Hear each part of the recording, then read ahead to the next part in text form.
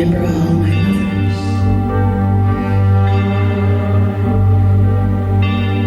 I remember how they held me.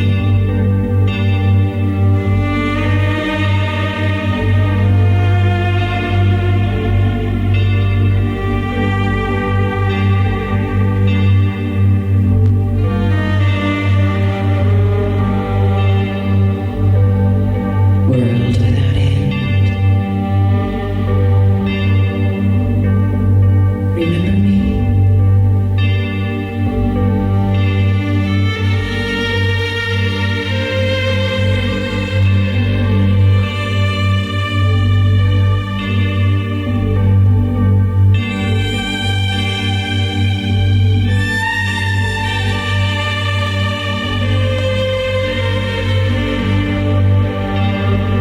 East, the edge of the world. West, those who came before me.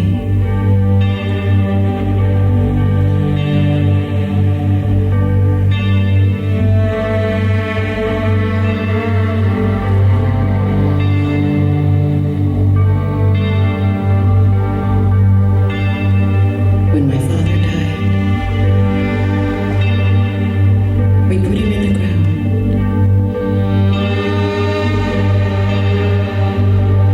When my father died,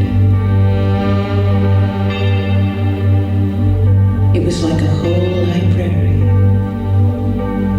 It burned down.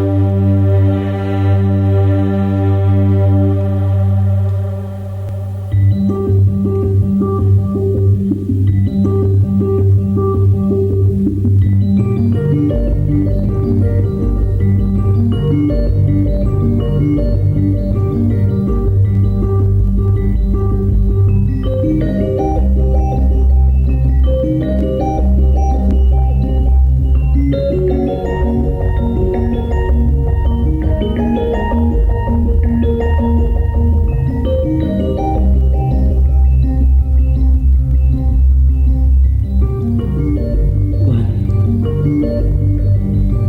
You know, Alexander the Great didn't die at the Battle of Macedon, like everybody thinks he did. In fact, he was captured during the battle by a huge tribe of yellow men and forced to fight in their army as a slave. 30 years went by, and finally his captors, who could see what a great fighter he was, decided to pay him. And they gave him a bag of gold coins. And Alexander took one of the coins, and he looked at it, and on it was his own picture. And he said, "This is from the time when I was Alexander the Great."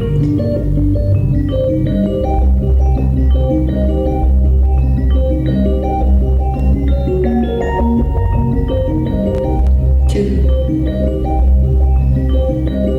I was up in Canada on a Cree Indian reservation, and one day some anthropologists arrived in a little plane with maple leaves painted on the side. And they said they were there to shoot a documentary of the tribe. So they set up their video equipment, and they asked the oldest man on the reservation to sing some songs. On the day of the taping, the old man arrived, and he was wearing a red plaid shirt, and he was blind. And they turned on some lights, and he started to sing, but he just kept starting over and sweating. Soon it was obvious that he didn't know any of the words. He just kept starting over and rocking back and forth and sweating. And the only words he seemed to be really sure of were hey hi, hey hey, hey hi, hey hi.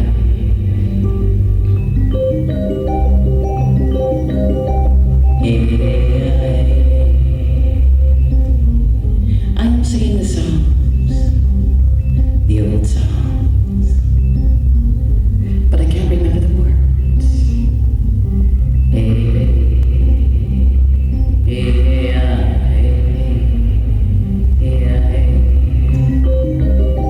I am singing the songs of my fathers and of the animals they hunted down.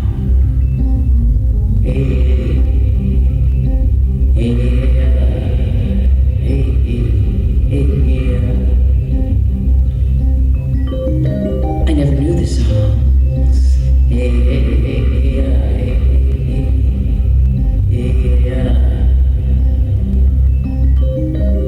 I never went hunting.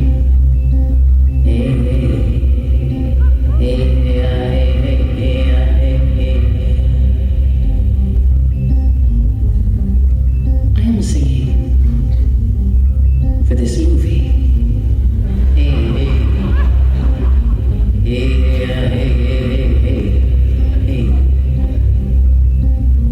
I am doing this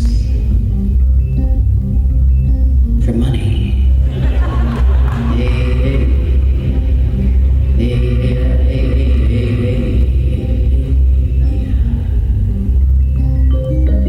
I remember grandfather.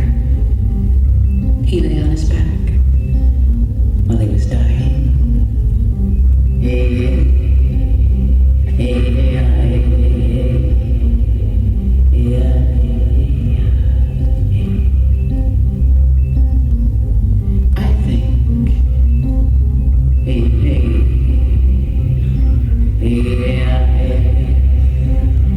I am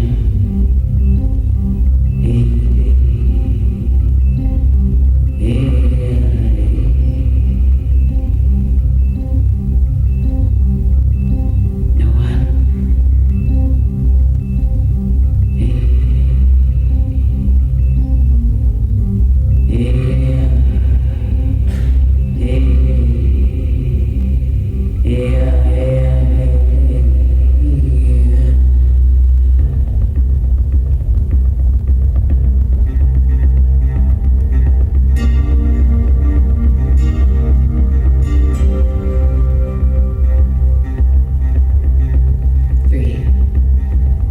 The first time I made contact with someone on a website, it was with a guy who said his interests were music and sand. And I said, sand? Now I have a kind of special interest in sand. And when I was on my first and only LSD trip, I went to the beach and I spent about 12 hours lying there looking at grains of sand. And I had decided to make a collection of the sand, and the idea was to choose just 6 of the most perfect and representative grains. A project that took all day and well into the night. And I still have this collection in a small box lined with velvet, and it has a little light that automatically turns on when you open the box. And I took some pictures of the sand with an electron microscope. And I sent the pictures to this guy at his website. And it took a few days to discover that the person I was talking to was actually a 4-year-old kid. And that his interest in sand was going out into his backyard and playing in his sandbox.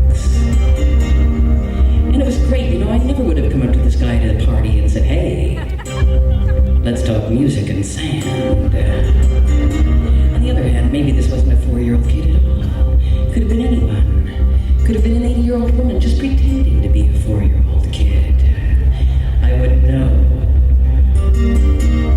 Copy, paste, return, file, edit, A. Where did everybody go? You know, for the past year, I've been going to all these tech conferences about the future, and there are all these computer people there, and everybody's really excited about new media. And there are seminars on e-cash and websites and search engines and home shopping, and of course lots of demos of Cybersex. And in the demo is a man and a woman sitting at their computers wearing skin-tight rubber suits. And they're all wired up with sensors. And they're punching in commands that shoot little shocks to the sensors. And she says, "Can you feel my heartbeat? Can you feel my heartbeat?" And he said,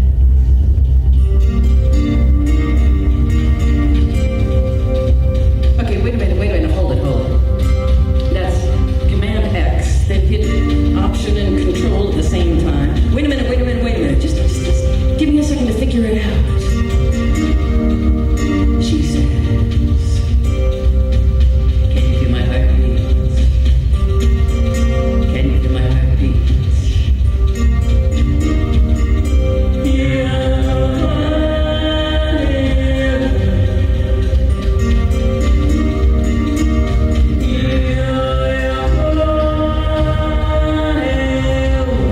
He says, I just keep getting a weird message on my screen. It just keeps saying I'm losing my connection. Bad socket connection. She says, "Can you feel my heartbeat? Can you feel my heartbeat?"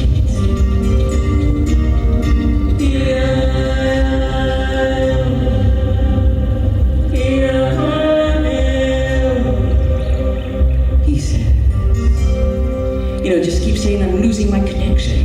Bad socket connection. Check the power supply on your modem. I don't know what's happening now. Domain name error? What does that mean? You know what? I've got to go and get the manual.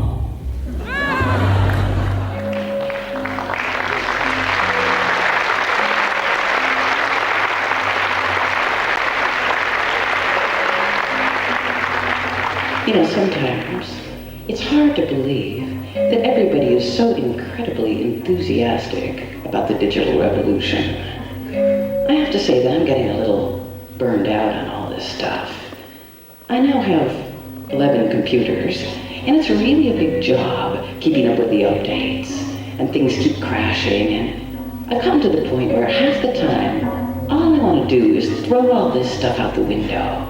Floppies, zip drives, monitors, mice, everything. Just get rid of it. I mean, I'm spending so much time fixing things and learning new systems, and I'm thinking, wait a minute.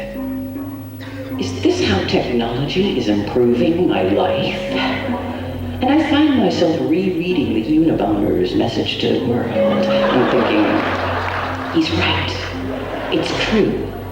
Technology is taking the human race on a reckless ride to nowhere. And speaking of rides, who thought of this phrase, the data highway, anyway? I think it was Dick Cavett who said, highway? That's something long and gray and boring that kills 40 to 50,000 people a year. But to sum it up, I'm ready to join the Lead Pencil Club, which is a sort of loose organization I just found out about. And it's based out on Long Island. And this club advocates abolishing all electronics and going back to lead pencils and magic markers. But the thing is, it's a little hard to get in touch with any of the club members, actually. So if you want to join, it's pretty difficult. Of course, the main thing about technology is that it's really big and really powerful, and not very many people really understand it. So what do you do with something really big and powerful that you don't understand? You worship it. So there's a lot of voodoo and a lot of morality that gets attached to it. Like that technology's really great and will make our lives so much better and easier. Or on the other hand, the technology isolates people. It turns them into weird, antisocial loners, typing away alone in their rooms. As if reading a book isn't also a deeply antisocial thing to do.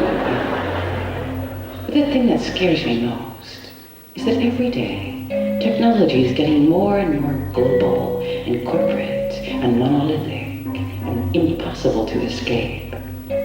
Recently, someone said that the saddest thing about the fall of the Berlin Wall is that you could no longer defect. There's nowhere left to go. And now that technology is everywhere in the world, most artists, like everyone else, are having to figure it out. Now, one of the main things I learned from going to all these futuristic tech conferences is that there is no such thing as an artist anymore. We are now officially known as content providers. Now, why does this sound like something from the Chinese Cultural Revolution? Content providers? We'll house them over there. Now, at first, I thought this name was one of the most chilling things I'd ever heard. Then I thought about it for a while. I sort of got used to it, and after about a year of hearing it, I'm completely adjusted. Now I actually like it. It sounds sort of practical and positive and inevitable. But as I see it, part of being a good content provider is providing good information. Now last year, I was on tour for several months, and we had a website called The Green Room, a kind of electronic information room, and we put a lot of technical stuff there about the tour and lots of related topics. And one of the biggest topics in The Green Room was food, maybe because getting food on a tour becomes a kind of obsession. And it started with a recipe I posted on the net. And the recipe was for something called hotel hot dogs. And I invented this recipe when I was on a press tour in Germany. And usually, the interviews went on all day and into the night. And by the time they were over, all the restaurants in town would be closed. So here's how to cook a fairly good dinner right in your hotel room. Now the ingredients include 2 bratwurst, or Oscar Mayer's will also do, and the utensils include 1 lamp, a pocket knife, and wire strippers. Now here's how to make it. First, unwrap the bratwurst and place it on the bedside table. Then unplug the floor lamp. Then using the pocket knife, cut the lamp cord approximately 3 feet from the plug. Then with the wire strippers, peel the insulation from the cord, leaving about 10 inches of exposed wire. Then thread the wire through the bratwurst and tie off the wire at the end. Then just plug it in. Now cook until the bratwurst is crispy on the outside, approximately 2 seconds. And make sure the cooking time doesn't exceed 3 seconds, since the meat will explode at very high temperatures. Then just relax and enjoy. Now this dish is excellent accompanied by a glass of cool hotel tap water. In the US and other territories where 110 is used, add 2 additional seconds to the cooking time. Anyway, after I posted this recipe, a lot of people began to write about other kinds of food. And there were several postings on the net then about the high-speed cookbook written by that cross-country race car team. And the team did a coast-to-coast race, and they couldn't stop to eat during the race. But they got so tired of sandwiches that they adapted some recipes that could be done quickly during their pit stops using combustible engines. Things like pork roast, which goes. Wrap your pork roast tightly in 30-gauge aluminum. tie next to the engine, and roast at 70 miles per hour for 6 hours. And then there's the Roadkill cookbook that comes from Vermont. And this one tells you how to prepare the dead deer and possum that you find lying on the highway, and how to test the tar content of the tread marks on the animal's skins, things like that. Now the cooking section of the green room sort of got out of hand, because after a while, people on the net actually started to send real food to us. Now in Montreal, we got a shipment of beaver tail from someone in Canada, and these tails came in a big bloody plastic bag, along with color photographs, explaining how Eskimos trap beaver. Now here's how to do it, in case you find yourself needing to trap some. First, it has to be winter. So if it is, find a frozen lake and sharpen the ends of 2 large twisty branches. And then cut 2 holes in the ice near the beaver dam. Insert the 2 branches down through the ice and down into the water. Next, cut a piece of poplar, this is the bait, and insert that between the 2 branches. Then, sit around and wait. The idea is that the beaver will swim up to eat the poplar bait, but get caught in the twisty branches and drown. Now when you think this might have happened, cut a big hole in the ice around the branches and pull the chunk of ice up. If it worked, there'll be a drowned beaver frozen stiff on the bottom of the chunk of ice. Now I don't know how useful this is to you, but it reminded me that there are plenty of things that you don't really need to know, and that a lot of information isn't always better than no information at all. But back to food.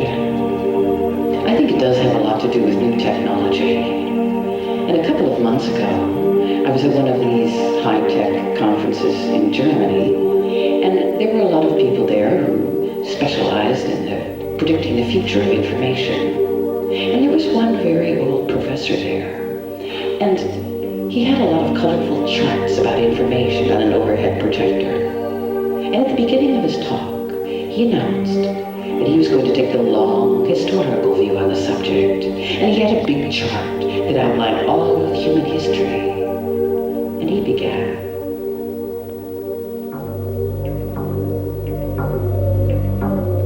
Thousands and thousands of years ago, back when men were hunters and gatherers, and everybody's looking at their watches because the other titles on his charts were things like the invention of sheep herding and the rise of the peasant class in medieval Eastern Europe and the discovery of coal.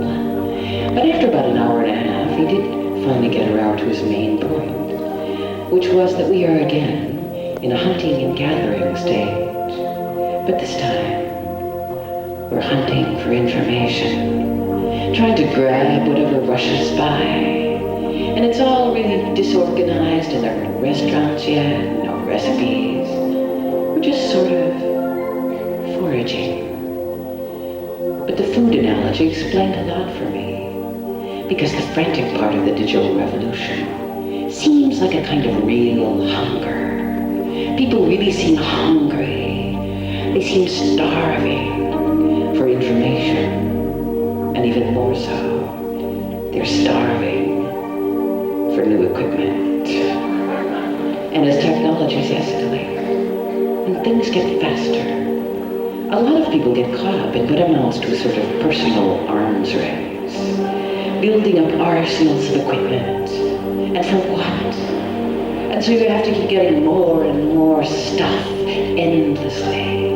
More bandwidth, more storage, more memory, more speed. And you will never, ever have enough. It's like you're in a race against speed itself.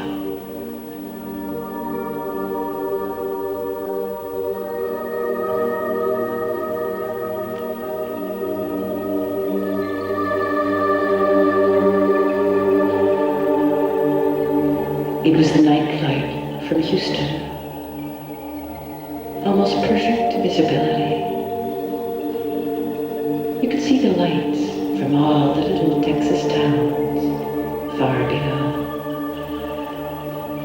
And I was sitting next to a 52-year-old woman who'd never been on a plane before. And she said her son had sent her a ticket and said, "Mom, you've raised 10 kids. It's time you got on a plane." And she was sitting in the window seat and staring out. And she kept talking about the Big Dipper and the Little Dipper and pointing. And suddenly, I realized that she thought we were in outer space, looking down at the stars. And I said, "You know, I think those lights down there are the lights from little towns."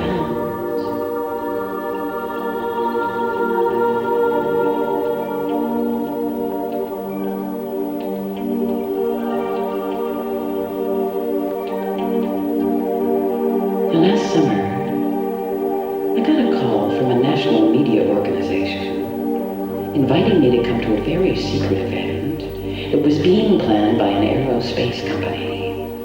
And they said they were going to launch the first civilian flight to the moon, and that they wanted me to come along as a kind of observer, a content provider, to write about the experience.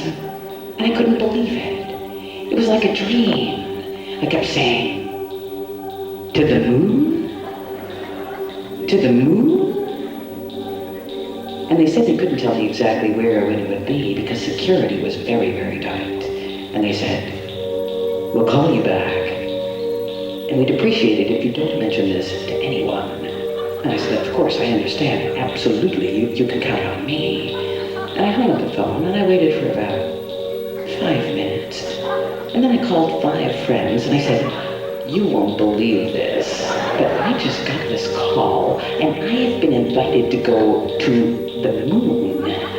And I told them about how the first civilian flights are going to be starting in 4 years and how they're going to orbit the moon in reusable crafts and they have all these plans to build resorts and retirement colonies there for old people who are losing their mobility and how great it's going to be for handicapped people who can suddenly do somersaults and free fall, and what the new zero-G sports are going to be like, and the new zero-G dance companies. And when I stopped talking, I just heard this silence on the other end of the line. I don't think any of my friends believed me for a second. It's like after the big Cold War race to the moon was over, everybody just sort of forgot the moon was even up there. 2 weeks later, they called again and said, "Liftoff is in approximately 1 month, so we just want you to be more or less on the alert. Can't tell you anything more." Click. And I thought, gee, shouldn't I be doing some sort of training for this? Or maybe just show up and climb on board? And I started having nightmares that I was a lifeguard on the moon, and people and things kept getting yanked out into space in this lunar riptide. And I had to keep going out there and rescuing them. And in other nightmares, I was on the moon looking back down at the Earth and thinking about how billions of years ago the moon had been sheared away from the Earth and how it left this big gaping hole that filled with water and became the Pacific Ocean, and how the moon keeps pulling on the Earth, trying to get back. The next call was 2 days later, and they said the flight was proceeding on schedule and that it was going to be a very, very important simulation. And I said, "What do you mean, simulation? You mean we're not going up?" And they said that actually this was not going to be an active launch and that they hoped there hadn't been any misunderstanding, but the deal was that we were just going to sit on the ground in a capsule pretending we were going to the moon. But they emphasized that this was a really important scientific project because they wanted to know whether this flight could be considered a vacation. Would it be relaxing? Would people want to go more than once? And they kept repeating that I was the perfect person to to try to figure this out. Now, I don't really know why they picked me for this. I myself don't have any vacation skills at all. Now, partly this is genetic. My Swedish ancestors are really a pretty gloomy bunch. They get fun completely backwards. So if they go to a funeral where they're supposed to be sad, they find this very easy, comes pretty naturally. So this makes them very happy. But when they're invited to a party where they're supposed to have fun, they find this incredibly difficult and defeating, and so they get more depressed and sad. Anyway, I finally arrived at the simulated liftoff, determined to have fun, or at least to analyze whether other people were having any. And the day of the blast-off, they were playing the theme from 2001 on a boombox. And the 8 people chosen for the flight lined up and entered the craft, which was made of sheetrock and plywood and blinking lights. And for 4 days, we monitored their every move with microphones and cameras. And every few minutes, Mission Control would give them bits of information about where they supposedly were in space. And the flight crew kept giving them little jobs to do that had to be prefaced with the exact military time. 400 hours, humidity, nominal, pressure, nominal, thrust, 0.478. And they had to memorize all these paramilitary commands and rules and repeat specs on things like liquid nitrogen. And every 2 hours, they were given questionnaires. Things like, do you feel this is a good vacation so far? Do you find this flight relaxing? How do you feel about your fellow passengers? Has your opinion of them changed since the last questionnaire?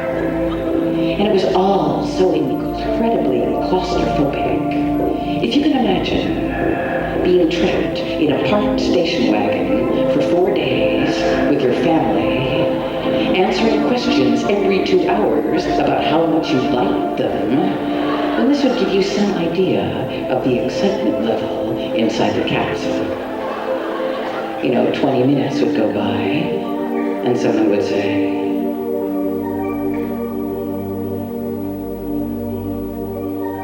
do you want another Pop-Tart? No, thanks. And we wrote all this stuff down.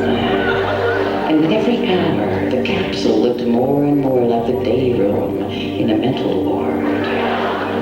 And finally, after 4 days, the passengers came out of the capsule. And they were playing the 2001 theme song again. And I thought they'd all be in a really bad mood after following a lot of rules for 4 straight days. But instead, they were all saying things like,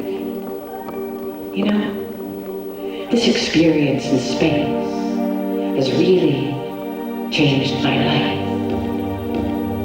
I just see things differently now. Just to be up there in the middle of all those stars. It was awesome. I felt so small. And I thought, this is amazing. I'm seeing the incredible power of the human imagination. And this is why humans will survive. We'll survive because we're basically completely insane.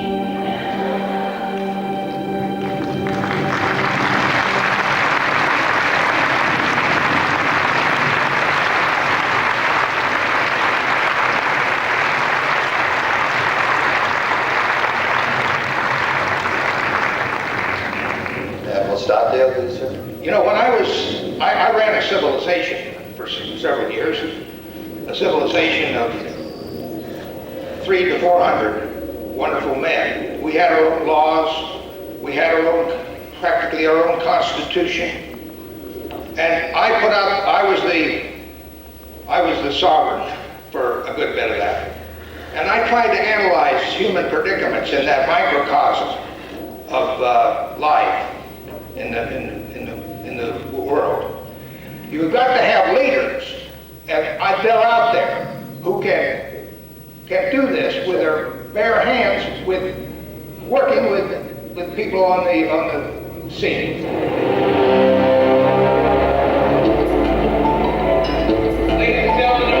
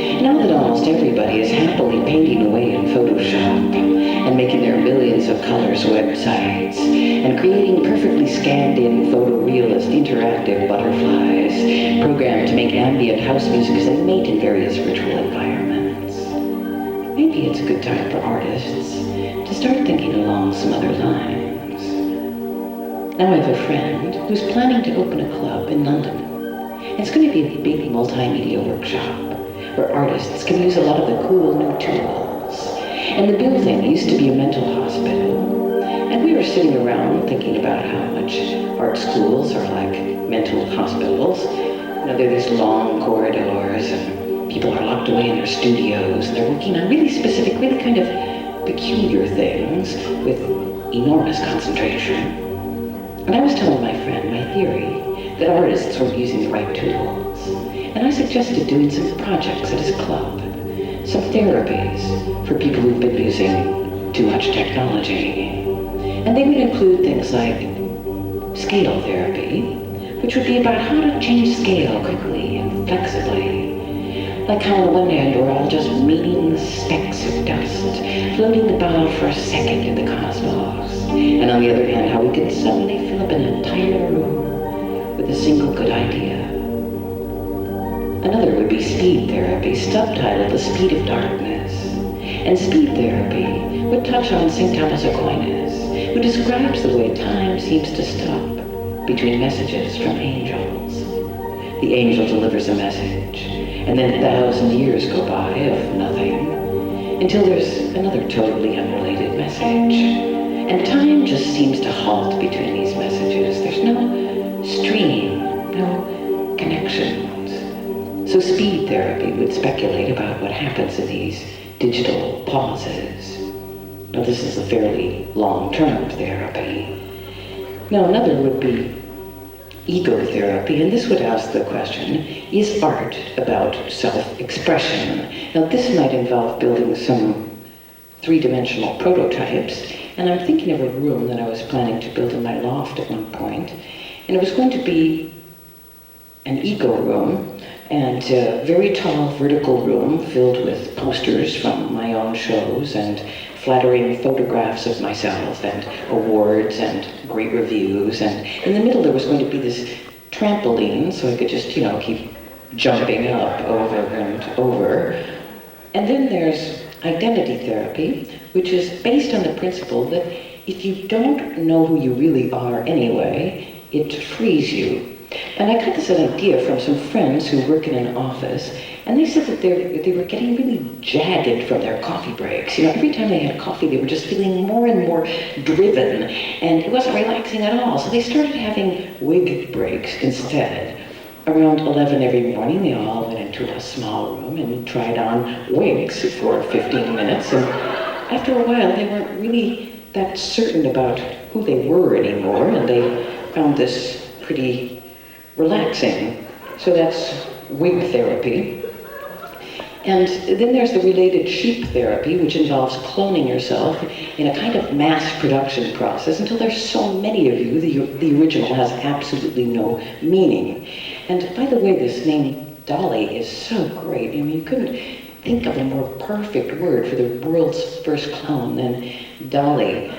And I don't know how many of you have been to Dollywood, the theme park in Pigeon Forge, Tennessee, but it's a pretty amazing place, and there are all these little rides and replicas of Dolly's family church, and a copy of the original family shack, and a flag in the shape of a huge bra that's flown whenever Dolly is in town.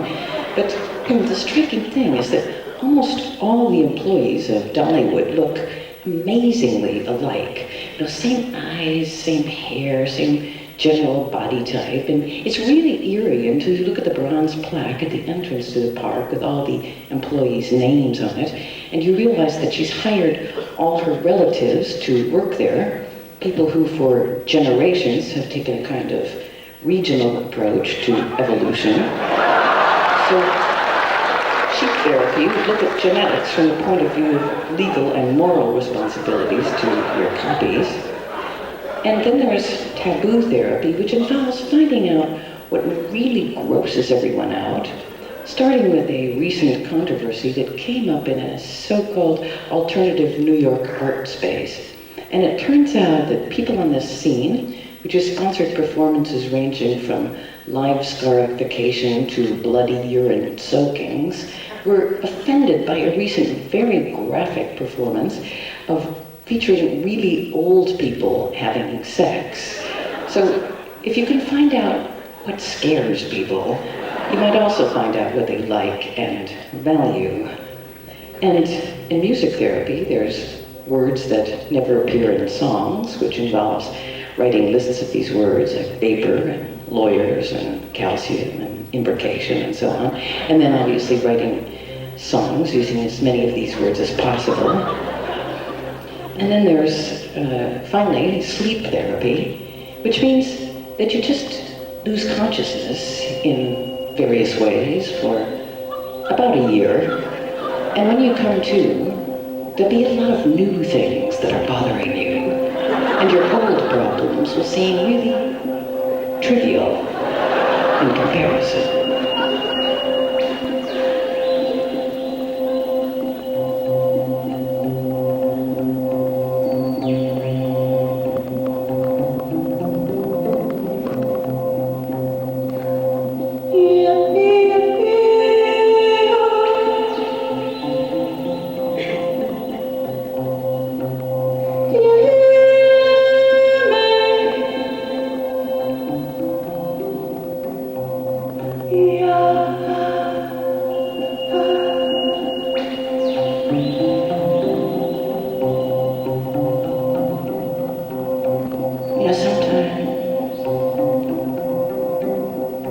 When you hear someone screaming,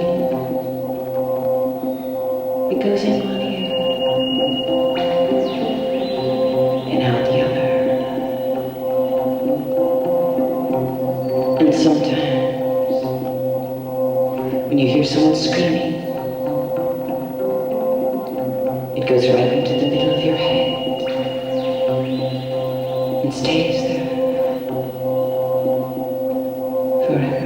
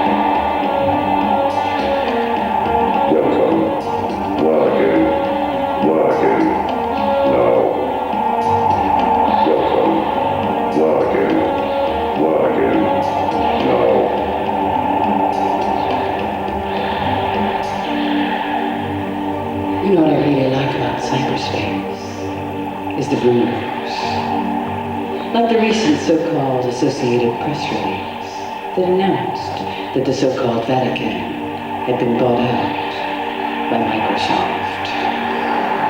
And a so-called Archbishop commented on the takeover. We're thrilled. We've been using icons for over 2,000 years. And Microsoft has only been doing it for a few. So think of the potential. Stand by. But out on the web, it's really easy to feel sort of isolated and anonymous. So a lot of the sites seem to be designed like ads for yourself. So you come across all these personal websites and QuickTime movies, The Family Dog, and personality sketches and diaries. And then there's the woman who runs the steam room, a kind of claustrophobic museum filled with information about all their former boyfriends, with all sorts of information about them, their home phone numbers, descriptions of their habits and jobs and personalities and addresses. Electronic publishing has become a way of making your own life into an endless sitcom or tabloid, and it uses some of the same techniques that pop culture uses when it turns some of its people into icons, otherwise sort of average or even dull. And it reminds me of something I saw last summer in Zurich. And I was passing the train station, and I heard what sounded like a riot. Now I'm always ready for a riot, and I happened to have my Polaroid, so I rushed into the station. And in the middle of the station, there was this huge statue of Michael Jackson made of fiberglass that looked like granite. And this thing was about 4 stories high, and looked like a combination of Stalin and some Nordic god. And it's wearing a bikini and Mexican-style bandolero bullet belts crossed over the chest, and shoes the size of cars. He's standing with his legs far apart on a huge pedestal inscribed Michael Jackson, his story. And there was a huge sound system, but they weren't playing a record. They were playing the sounds of uneasy crowds about to riot. Now this turned out to be a really good idea under the circumstances, because it's never good PR to unveil something of this size in total silence. And the only people there were about 200 members of the Brazilian soccer team, stuck between trains and the station, sitting on their sports sacks and licking ice cream cones, and some early commuters on their way out to suburbia, and then all these rioting crowd sound effects echoing off the walls of the station. And there was a Swiss guy in gold long-neck pants standing on the pedestal between these gargantuan legs. And he had a microphone, and he was giving some kind of really enthusiastic political speech in this Swiss-German dialect. And apparently one of the sub-themes of the record is that somehow Michael Jackson's music was instrumental in the freeing of Eastern Europe. And I just stood there laughing for about 10 minutes. I thought it was so great. Now actually, I've always thought of Michael Jackson as just kind of another pop artist, although I think his production was really fantastic. But as I looked at this statue, I was really changing my mind. I mean, my estimation of his art shot up by about 1,000%, and I now think he may be one of the greatest artists of our century. I mean, conceiving of yourself as a giant action doll from outer space, and using Stalinist propaganda techniques, this is a certain kind of weird genius. And so what if he didn't actually think of it himself? You know, a lot of artists work in teams now. And then, of course, there's the part about actually marrying and then divorcing the king's daughter, which adds a whole other dimension. I mean, this guy is fantastic. Now, one of the other great websites to check out is Graceland, where you can find out things like that Elvis used to go riding around with the police, and he loved stopping people and pulling them over. But he didn't actually have the authority to write out tickets, so he'd just give them autographs instead. And last time I was at the Graceland site, I checked into an electronic seance in which they managed to contact the king in the afterworld. And the communication system was 2 knocks. Yes. And 1 knock. No. And it went like this. Elvis. Elvis. Is that you?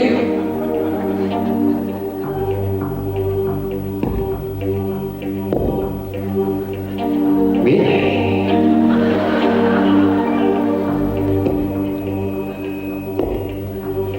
Oh, that's great. So, Elvis, do you approve of all the renovations we've been doing here at Graceland? All the new attractions and exhibits and our online presence and our interactive website and the new interface?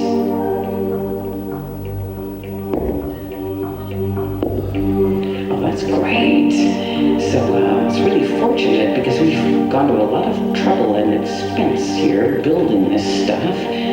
But of course, Elvis is sort of an exception. There aren't really that many dead people on the net. In fact, it seems like everyone there is sort of newly minted, like they came from nowhere. And it reminds me of something I saw in an online magazine about UFOs. And the lead article in the magazine was titled, "Do Your Grandparents Come from Outer Space?" And there was a checklist to fill out to find out if they did. And the questions were things like, did your grandparents use advanced electronic equipment? Did your grandparents always seem to have an uncanny knowledge of the future? Were your grandparents always giving advice? Did your grandparents work for the betterment of life on this planet? Did the stories your grandparents told you about their own backgrounds vary each time they were told? And since in my case, the answer to all the questions was a definite yes, and because their stories were a little vague, I've been thinking about all four of them in a whole new way. But to tell the truth, I did once have a positive experience in digital communication, and it was a conference on naturally the future of communications and technology, and it was coming from Montreal, where there was a conference on theater and new media, and there was an audience in Montreal, and then hookups to the director Robert Lepage in Quebec City, and a digital artist in Amsterdam, and the violinist Pinkas Zuckerman in Tokyo, and myself in Frankfurt. And this was a kind of system in which the audio was a continuous stream, but the picture only updated itself every few seconds as still images. So you'd be looking at a series of these sort of frozen expressions, and it always looked like the person who was talking was just sort of shocked and amazed by the words that had just come out of their own mouths. But the conference began with a lot of generalizations about technology, really stiff, what will theater look like on the net, blah, blah, blah. And at one point we were having a lot of trouble with the audio in our studio, and they kept saying, Frankfurt, could you please get off the line? Now, it's not that I personally mind being asked to leave, but in this case, since I was Frankfurt, I took it pretty personally. And finally we worked it out and continued. But the high point was definitely Pinkas, who suddenly came on the line, and his voice was like extra loud, and he was shouting, "Hey, Laurie, do you hear me? Is this thing working? It's nice to meet you. How much did you practice the violin today?" And this really caught me off guard, because this was a real question, and suddenly I had to respond, and I don't know why I did this. I just panicked, I just lied. I said, 8 hours, practiced for 8 hours. I haven't practiced for 8 hours probably ever, and I don't really know why I said that. Maybe because his voice reminded me of my violin teacher, who I also lied to about the amount of time that I practiced. Anyway, Pinkas was really enthusiastic about this new toy, and he was moving around making these gestures, and I was watching his hands and thinking, what a great masterclass you could give this way. And then I thought you could do so many things this way, Marty Scorsese could meet with young filmmakers and look at them and talked about their films. And anyway, Pinkas went on and he said, so Laurie, so you're in Frankfurt, now just go over the Alte Oper, and just to your right, just look to your right, and you'll see this fantastic Italian restaurant, the best in Germany, and tell them Pinkas sent you. And that did it for me. I mean, that was really practical. I did go over to the restaurant. It was closed, by the way, but then nothing's perfect. But back to control rooms. The main thing, at least in America, is that computers have a lot to do with work. And work is a sort of religion in America. We actually call it the work ethic. So you turn on the TV and there are all these shows about people working. Doctors, lawyers, cops, spacemen, teams of people on the job. So you come home from work and you turn on the TV and you watch these other people work. And then after these shows, there's the news, and the newscasters are sitting behind their desks working. And I've got asked on to the talk show host, and he's still at work too, even though by now it's about midnight. He's still sitting behind a desk. He's like this workaholic, last guy to be in the office kind of guy. And he's got a phone, and he's always sort of pressed for time. I mean, we really like work a lot. Now, most of these TV work teams, whatever their jobs, have a boss. And she is fill-in-the-blank precinct captain, top surgeon, anchorman, white-haired head of the law firm. This character is usually pretty empathetic. Someone who's got the big picture, calm, in control. And these are the characters that the plots really hinge on. And I'm thinking now of two well-known epic American stories that are about work and control. And they're both stories about teams of people working in ships. And the stories are Star Trek and Moby Dick, and their ships, the Enterprise and the Pequod. And these stories are separated by almost 150 years. And although they have a lot in common, very long voyage, a powerful captain, dangerous encounters and wild adventures, they couldn't be more different. Now in the Star Trek series, the ship is pretty high-tech, and the immaculate workers are endlessly typing commands into their computers and talking into their headsets, presumably affecting the course of the ship somehow. But the person who's really in charge is up on the bridge, and the plot of each episode is the same. Everybody's working away, and suddenly, for some reason or another, the ship goes out of control, and the captain starts yelling from the bridge, "I've lost control. I've lost control of the ship." And the whole plot of the story is how the captain regains control of the ship. And it's no coincidence that the whole drama happens in the control room.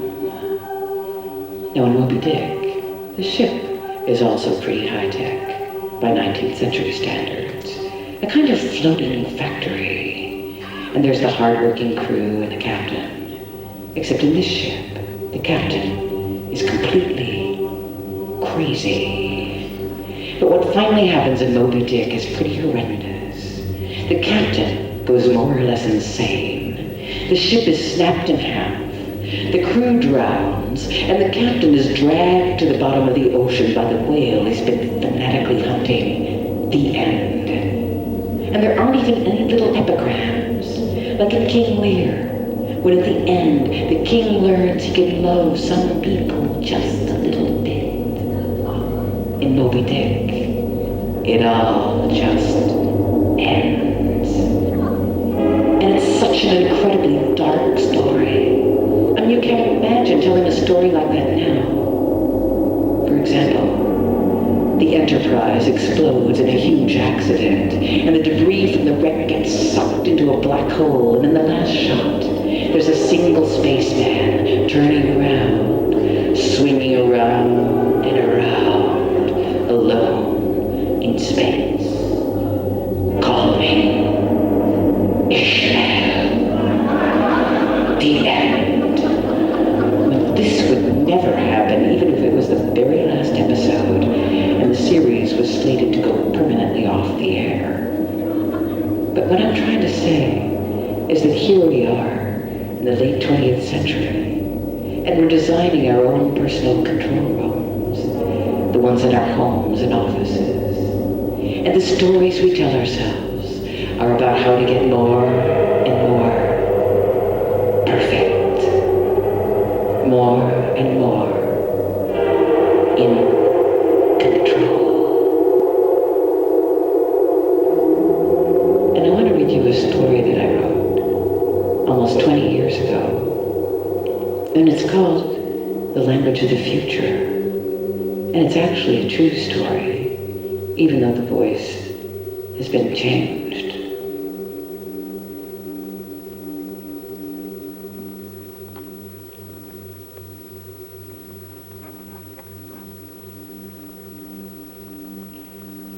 Let's see. Okay. Where was I?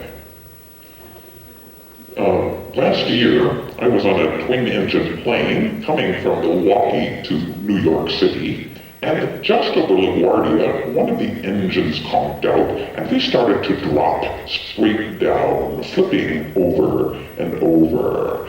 Then the other engine died, and we went completely out of control. New York City started to get taller and taller. A voice came over the intercom and said, Our pilot has informed us that we are about to attempt a crash landing. Please extinguish all cigarettes. Place your tray tables in their upright logs position. Your captain says, please do not panic. Your captain says, place your head in your hands. Captain says, place your head on your knees. Captain says, put your hands on your head, put your hands on your knees. This is your captain. Have you lost your dog? We are going down. We are all going down together. As it turned out, we were caught in a downdraft and rammed into a bank. It was, in short, a miracle. But afterwards, I was terrified of getting onto planes. The moment I started walking down that aisle, my eyes would clamp shut, and I would fall into a deep, impenetrable sleep. You don't want to see this. You don't want to be here. Have you lost your dog? Now finally, I was able to remain conscious, but I always had to go up to the forward cabin and ask the stewardesses if I could sit next to them. Hi, mind if I join you? And they were always rather irritated. Oh, all right, what a baby. And I watched their uniforms crack as we made nervous chit-chats. Now, sometimes even this didn't work, and I'd have to find one of the other passengers to talk to. Now, you can spot these people immediately. There's one on every flight. Someone who's really on your wavelength. Now, I was on a flight from LA when I spotted one of them sitting across the aisle. A girl, about 15, and she had this stuffed rabbit set up on her tray table, and she kept arranging and rearranging the rabbit and kind of waving to it. Hi. Hi there. And I decided this is the one I want to sit next to. So I sat down and we started to talk, and suddenly I realized she was speaking an entirely different language. Computerese, a kind of a high-tech lingo. Everything was circuitry, electronics, switching. If she didn't understand something, it just didn't scan. Now, we talked mostly about her boyfriend, and this guy was never in a bad mood. He was in a bad mode. Moldy kind of a guy. And the romance was apparently kind of rocky, and she kept saying, man, oh man, you know, like, oh man, it's so digital. And she just meant the relationship was on again, off again, always two things switching, current runs through bodies, and then it doesn't. It was a language of sounds, of noise, of switching, of signals. It was the language of the rabbit, the caribou, the penguin, the beaver, a language of the past. Current runs through bodies, and then it doesn't. On again, off again. Always two things switching, one thing instantly replaces another. It was the language of the future.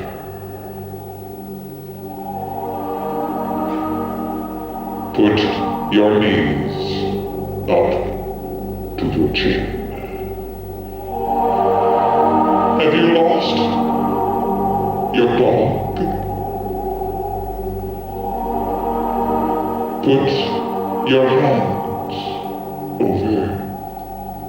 your eyes. Jump out of the plane. There is no pilot. You are not alone. This is the language of the on again, off again future. And it is digital.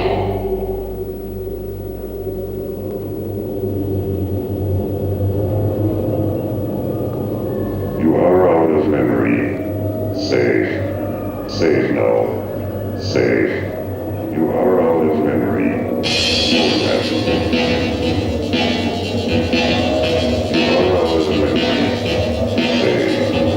Save now. You are out of memory.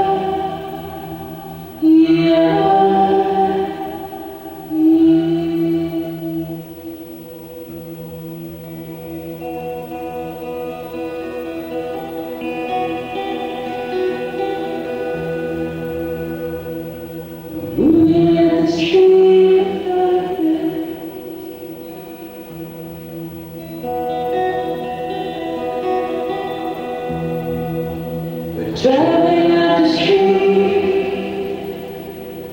of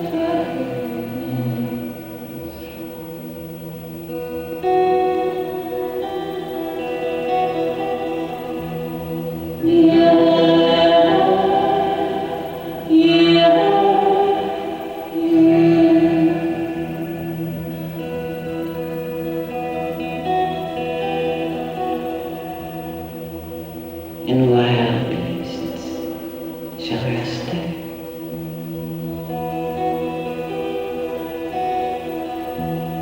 And owls shall answer one another there.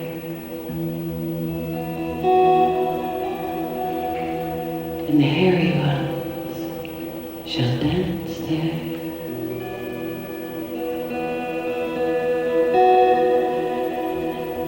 And sirens in the temples of pleasure.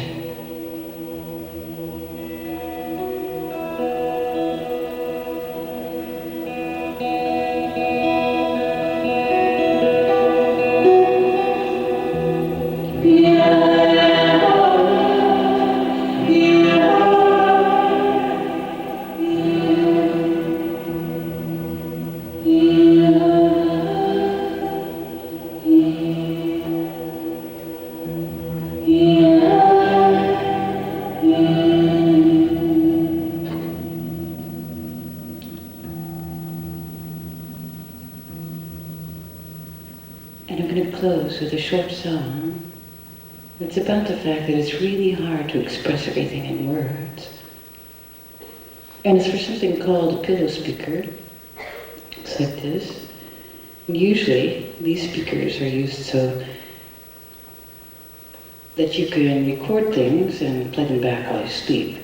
So you can do things like learn German in your own personal night school.